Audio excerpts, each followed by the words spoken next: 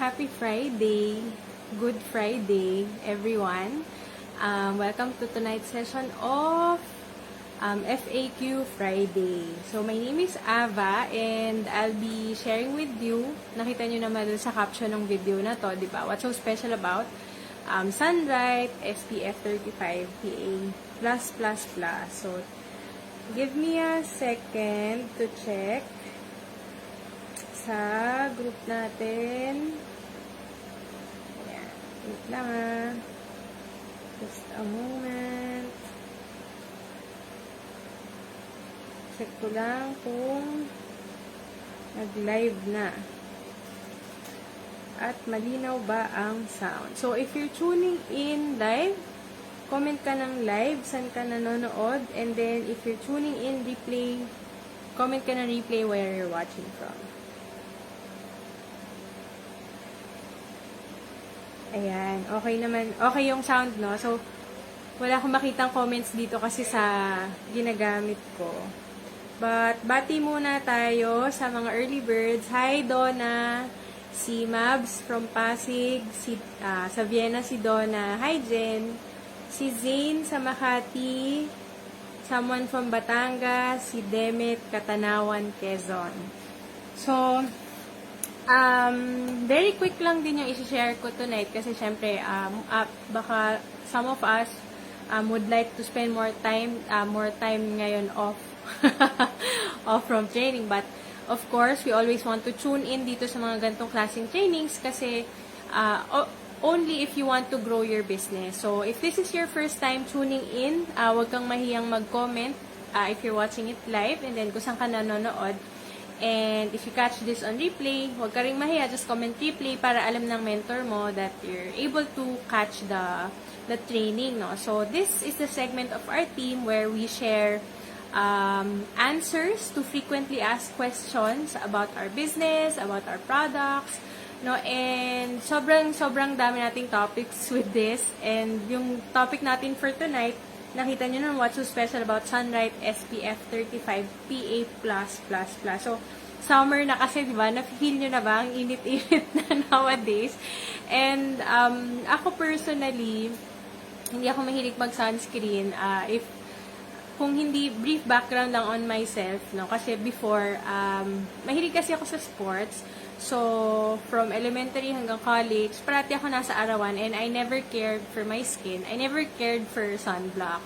So, siguro parang karamihan din sa atin mga Pilipino, parang wala tayong pakialam masyado kasi, at least in my case, di ba? Kasi yung skin tone ko, parang masaya naman ako sa color ko. Yun yung thinking ko. But then, when I met New Skin, dun ko rin nakilala yung sunscreen, dun ko rin nakilala yung pag-alaga ng skin, no? And di naman pala siya talaga vanity lang, but it's actually a necessity kung malalaman mo kung para saan, ano yung benefits talaga, di ba? So, i-share ko lang very quick yung mga natutunan ko about SPF 35. So, sino ba sa inyo ang prior to New Skin, nagsa-sunblock na? So, comment ka ng sunblock o kaya sunscreen. Kung hindi ka naman nagsa-sunblock before New Skin, comment ka ng no sunscreen. Ayan. So, kung nag-sunscreen ka na prior to New Skin, comment ka ng sunscreen. Kung hindi, no sunscreen. Para alam natin, di ba? Ayan. So, bati pa tayo ng konti, no? Ayan. Thanks, Mabs. Clear yung sound. Si KCL sa Shaw, si Mitch sa Batangas. Yan, si Joy Santos. Parang first time ko si Joy makita live sa Bataan. Welcome. Si Leia. Hello. Tom, thank you. Pati nagko-compliment si Tom. Thank you, Si Michelle sa KSA. Si Riza, Davao Oriental. Ayan. So, feel free to comment, to mention your partners, no? And your friends na nandito sa group natin para mas ma-appreciate nila yung sunscreen natin. Yan. So, si Mitch daw, no sunscreen. Si Jackie, no sunscreen. Si Demet, nagsa-sunscreen. Si Riza, no sunblock. Ayan. So, mga no sunscreen. Nagsa-sunscreen naman ako, pero pagka kailangan na talaga, pag alas 12 ng tanghali, meron kaming laro. Diba? But, most of the time, hindi ako nagsa-sunscreen. So, ano ba tong Si New Skin kasi, if you're not aware, meron tayong sunscreen. The name is Sunlight SPF 35. Pag sa Philippines, ang available lang is SPF 35. PA+++, i-explain ko, inabit ko ano ba yon. Sa US and Europe, I think meron kayo dyan SPF 50. So, I think ang first question sa akin pumasok is, para saan ba talaga yung sunscreen, diba? Sabi nila, yung skin natin is our biggest organ. O, diba? Biggest organ daw natin. So, kailangan inaalagaan talaga natin siya. Ngayon, yung iba, sabi nila, sapat na magpayong, o kaya, pag naglalakad sa labas, nasa shade, sobrang swerte natin yan kasi hindi na tayo masyadong lumalabas, di ba? Sabi nga, ako nga medyo naglighten na yung color ko. So, anyway, sa skin kasi natin, merong layers, di ba? Hindi ko na masyadong i-discuss yung technical, but merong types ng UV. Ano yung UV? Ultraviolet. Yun yung rays na galing sa araw. So, pasimplihin na lang natin. Yung skin natin, merong layers. Ang importante lang na malaman natin is UVA at saka UVB kasi yun lang yung pumapasok sa earth, yun lang yung nakaka-apekto sa atin. Ngayon, kung magpapayong ka, sapat na yung payong, kung maganda yung payong mo or nasa shade ka, for the UVB. Okay? Ang UVA, yun yung kahit nasa shade ka, merong papasok sa'yo. And pag walang protection yung skin mo, lulusot siya. Anong ginagawa ni UVA? Siya yung dahilan kung bakit yung iba nagkaka-dark spots, nagkakaroon ng damages. So, kung nag-uumpisa ka ng makakita ng mga dark spots sa skin mo, make sure makinig ka dito. So, syempre, marami naman tayo mga products makakatulong mag-reverse nun, di ba? So, ano ba yung SPF? Basically, ang ibig sabihin lang niya, sun protection factor. So, from the name itself, ipoprotect niya yung skin mo. So, briefly lang, explain ko lang, tapos i-share ko kung bakit siya yung mas maganda over other sunscreens in the market. So, yung sun kasi, di ba, may rays nga yan. Pag SPF 30, di ba meron din tayo SPF 15. So, SPF 30, SPF 50. Ano bang pinagkaiba nun? SPF 15, ibig sabihin lang niya is 93% ng mga rays ng araw ipipigilan niya makapasok sa skin mo. Yung UVA. UVB, definitely kayang-kaya na niya yun. Yun yung parang may pinatong ka na layer. Para hindi ma-hurt, ma-burn yung skin mo. Tapos, so SPF 15, 93% yung sinishield niya. Si SPF 35 naman, or SPF 30, 97%. So, sinong makakahula kung ilang percent yung sa SPF 50? Sige nga, comment nga kayo. So, habang nagko-comment kayo, mas explain ko lang ng konti. Halimbawa, merong 100 na rays. 100 na galing sa araw, bumabagsak sa'yo, di ba? Pagka SPF 15, 7 dun sa rays na yon lulusot, papasok, ma-damage niya yung skin mo. Pag SPF 15 yung gamit mo. Kaya usually, pag sa bahay ka lang, or sa office ka lang napupunta nung nakakalabas pa karamihan sa atin before, SPF 15 would suffice. Pero kung parati kang may field work ka, ang gusto mong gamitin, SPF 35. Kasi, yun naman, kung 100 yung rays na tumatama sa'yo, 3 lang ang makakalusot. So, parang ganon. 3 lang yung makakalusot. So, wala ko nakita nag-comment. Sasabihin ko na lang, ang difference ng SPF 35 tsaka SPF 50 ay, ready na ba kayo? 1%. So, SPF 50 tsaka SPF 35, 98% yung kayang i-block ni SPF 50. So, tatanungin mo, bakit ko kailangan mag-SPF 50 kung 1% lang pala yung difference? Very good question. So, may, later i-share ko siya ng kung bakit yung na-discover ko. So, ngayon, may mga ipapakita lang ako sa inyong pictures. Teka ha, ng ibang sunscreen na brand. So, unang-una is, teka, nawawala yung sinave ko. Ayan. So, kung makikita mo yung sunscreen ni New Skin, Sunlight SPF 35, meron sa baba, PA+++. Anong ibig sabihin nun? Ang ibig sabihin lang niya, kumbaga ginegradean niya yung sunscreen, kung gaano niya kayang harangan, yung UVA, which as I mentioned kanina, UVA yung nakakadamage ng skin natin. To further explain that, yun yung nakakasira ng collagen mo, tsaka elastin. So, kung hindi ka mahilig mag-sunscreen, tinatamad ka, isipin mo na lang nasisira yung pampabata ng skin mo. The more ka ma-expose sa araw ng walang sunscreen. So, si PA+++,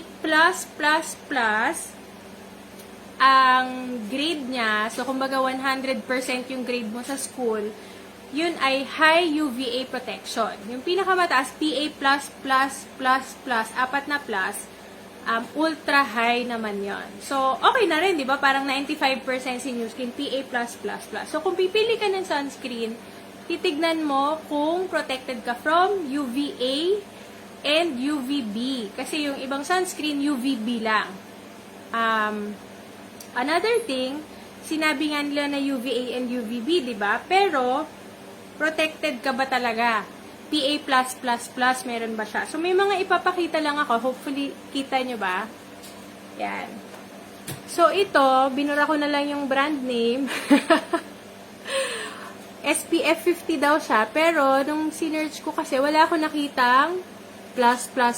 So, yung iba kasing products in the market, sasabihin nila, pinaprotect ka nila from UVB, pero, kung titignan mo, hindi naman nila pinapakita talaga. Ibig sabihin, parang, hindi ka talaga sigurado kung graded sila ng PA+++. So, at least ito, itong brand na to, ayan, SPF 50 PA+++. So, at least siya pinakita niya. Tapos, ito pa, Japanese brand yon. Ito, siguro marirecognize na to. SPF 50+, pero, wala naka-indicate nung PA+++. And lastly, ito, mamahalin din to na sunscreen available sa Philippines. Hindi nyo lang kita dun sa baba siguro. Ayan. PA++++. Ngayon, sabihin mo sa akin, PA+++ naman pala siya, so okay naman. So, yun lang yung first criteria. Ngayon, yung second criteria na gusto mong tignan, syempre, yung ingredients niya. So, ano bang edge ni Sunlight SPF 35? Di ba, kung nakagamit ka na ng sunscreen, comment mo kung ano yung nakita mong kulay ng sunscreen. Napansin mo ba? Di ba pinkish siya in color? So, akala ko parang aesthetic lang siya. Yun pala, dahil yun dun sa ingredient na astaxanthin. So, ano ba yung astaxanthin? Antioxidant siya. Imagine mo, pati yung skincare products ni New Skin merong antioxidants. Anong ginagawa nun? Yun actually yung ingredient that helps with anti-aging. So, saan ka nakakita ng sunscreen na may anti-aging, di ba? Na meron pa siyang nilagay na antioxidant. So, meron pa siyang isang extract, hindi ko na sasabihin yung pangalan. Ano siya, parang pag naarawan ka, ikikip niya na cool yung skin mo. Hindi yung basta-bastang umiinit. Parang pag sa cellphone, di ba, pag nag-charge ka, yung ibang phones umiinit. Yung iba naman na medyo bago pa, hindi iinit yung battery. So, parang ganun yung sa skin mo, dahil dun sa ingredient na yun ni Sunlight, hindi iinit yung skin mo. So, hindi ma-aggravate. Hindi siya madadamage. Okay? So, ngayon, napakita ko sa inyo kanina, meron mga SPF 50, SPF 30. Paano mo malalaman kung talagang SPF, tama yung SPF na sinasabi, mapoprotectionan ka nga talaga. The thicker the moisturizer or the lotion or the sunscreen, the higher the SPF. So, kung meron na sa inyo nakagamit nung Moisture Restore or kaya nung tinted moisturizer, di ba mas malabnaw siya kaysa sa Sunlight SPF 35? Kasi SPF 15 lang yung dun sa Moisture Restore natin. So, kung hindi mo pa siya na-try, make sure i-try mo, tapos makikita mo yung difference, no? So, ibig sabihin, ako kasi na-try ko na yung brand na pinakita ko kanina, yung kulay blue. Naalala nyo ba? Ito. Kung nakatry ka na nito, comment mo na try mo na. So, ito kasi na-try ko na to before. Medyo malabnaw siya compared dito sa Sunlight SPF 35, no? So, mapapaisip ka lang talaga, so baka hindi pala talaga siya SPF 50, 'di ba? Hindi kanya na po protection na ng maayos and sa length of time na sinabi. So, mas mura nga siya, definitely, I'm sure mas mura siya kaysa sa Sunlight, pero you're not getting your money's worth, okay? Tapos, yung iba namang sunscreen, mayroong fragrance. Anong ibig sabihin? Nilagyan nila ng chemicals para magkaamoy, which means, pag na-absorb siya ng skin mo, madadamage yung skin mo, lalo na pagka fragrance yan, usually alcohol-based, pag naarawan, mas masusunog yung balat mo, okay? So, hopefully, hopefully na-share ko ng maayos yung information. Ayan. So, as I mentioned kanina, yung last pa pala, so unang-una, yung edge ni Sunlight over other sunscreens in the market is yung antioxidant niya, which is anti-aging for the skin. Sunscreen na may anti-aging at saka yung pangpakalma ng skin kahit naarawan na. And secondly is the aloe vera. So, ang aloe vera actually for Sunlight or for most new skin products, filler siya. Whereas sa ibang products in the market, ang filler nila ay, sino makakapagsabi ng filler ng ibang products in the market? Ito yung tinatawag nating petroleum jelly. Now, I won't go deeper dun sa discussion na yon, but basically, ang ibig sabihin lang yan, aloe vera is a high-grade ingredient. So, yung ibang companies, they use it as the main product. Sa atin, ginagamit nating fillers. Whereas, yung ibang sunscreen in the market, petroleum jelly yung ginagamit nila. Para saan yun? So, kung gusto mong malaman kung ano yun, hanapin mo dito sa group natin or ask your mentor yung training about marketing philosophy at saka all of the good, none of the bad. So, para mas maintindihan mo, ano bang point ni Ava dun sa aloe vera as a filler, 'di ba? So, doon para mas maintindihan mo. So, itong sunscreen natin, hindi siya malagkit. Yung na-experience ko kasi before ng mga sunscreen, pag pinawisan ako, sobrang lagkit ng feeling. And, syempre, ayaw mo na naman nun. Especially pag sa face ko siya nilagay, tapos pinawisan, mahapdi sa mata. Okay? Yon. So, check ko lang, baka may nakalimutan ako. Okay. So, kailan mo gustong gamitin yung SPF 50 versus SPF 35? If mas matagal ka sa labas, sa arawan, mas gusto mong gamitin yung SPF 50. Also, kung meron kang skin disease or skin condition, mas gusto mong gamitin yung SPF 50. Otherwise, wag mo nang gamitin, SPF 35 na lang. So, bakit mo mas gustong piliin si Sunlight over other sunscreens in the market?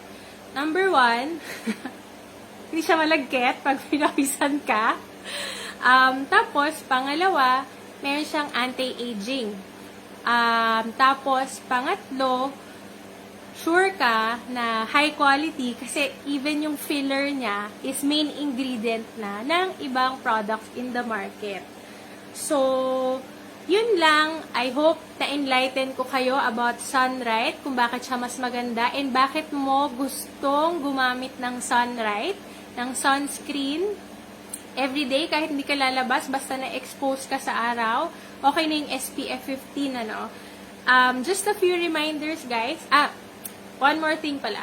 Kaya gustong-gusto ko si New Skin kasi down to the filler, 'di ba? Pinag-iisipan talaga nila na kailangan maganda yung quality ng product, and incorporating anti-aging sa sunscreen mo, pinoprotektahan ka na nga niya from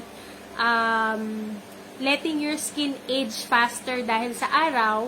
Meron pa siyang nilagay na ingredient para ma-reverse yung aging, 'di ba? So, sobrang na-amaze talaga ako sa research ni New Skin dun sa product development team natin with New Skin kasi nga talagang pinag-iisipan nila na hindi lang basta makabenta, hindi lang basta makapaglabas ng product in the market, makipag-compete sa iba, no? But we're creating, kumbaga si New Skin is creating their own category of products na hindi mo talaga siya mako-compare pag inalam mo kung anong meron. So for me, as a business person, bakit ko gusto yon? Kasi ibig sabihin, if I have clients na kumuha ng products, matutuwa sila, babalik sila ng babalik sa akin. And since wala silang ibang pwedeng pagkuhanan, hindi sila pwedeng kumuha sa supermarket or sa ibang online platforms na sure sila na original, di ba, na hindi fake, I can be reassured na magiging consistent yung income ko from my New Skin business. Kasi imagine mo, if you're able to sunscreen lang kahit yung sunscreen na lang, yung buong barangay mo or yung buong angkan nyo bibili ng sunscreen, di ba? So, para kang merong, para ikaw yung nagsusupply sa kanila ng lahat ng sunscreen. From there pa lang, you could grow a huge business with New Skin. So, para malaman mo kung paano gawin yon, make sure become a brand representative kaagad. Alamin mo with your OKGI mentor kung paano ba yung maging brand rep. Okay? Next is tomorrow night is meron tayong alignment meeting. It's exclusive only for people na part ng MDCT or Million Dollar Circle in Training Group. Yun yung group where you want to be included in. Bakit? Kasi tinuturo doon how to earn 5-digit, 6-digit, 7-digit income per month consistent. Yun yung pinaka-stepping, ano bang tawag doon? Stepping stone mo to become brand representative. Okay? So, 3 things before we end for tonight. You get back to your mentor kung anong napulot mo from this training about the product, or if you have questions. Yung nabanggit ko nga na marketing philosophy versus all of the good, none of the bad, make sure balikan mo yung mentor mo about it. Pangalawa is, sabihan mo si mentor, ano ba yung brand rep? Gusto ko maging brand rep kasi kumikita doon ng mas malaki from New Skin. And finally, mentor, paano ba ako magka-qualify doon sa alignment meeting happening tomorrow at 10 p.m. via Zoom. So, gawin mo kaagad right after we end this session. Okay? Stay safe, everyone. Bye!